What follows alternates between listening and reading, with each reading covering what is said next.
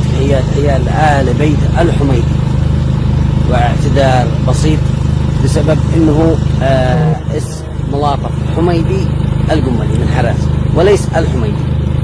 قصة ملاطف حميدي، هو اسمه ملاطف حميدي، فسمى نفسه على مواقع التواصل الاجتماعي ملاطف الحميدي، ويعني زود الالف واللام.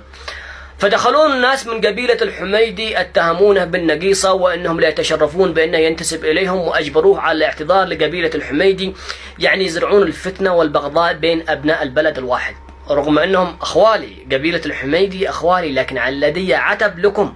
ألم تسمعون قوله تعالى: يا أيها الناس اتقوا ربكم الذي خلقكم من نفس واحدة. صدق الله العظيم. لا فرق بين عربي ولا عجمي إلا بالتقوى، وكتاب الله وسنة رسوله هي الفاصل والحكم.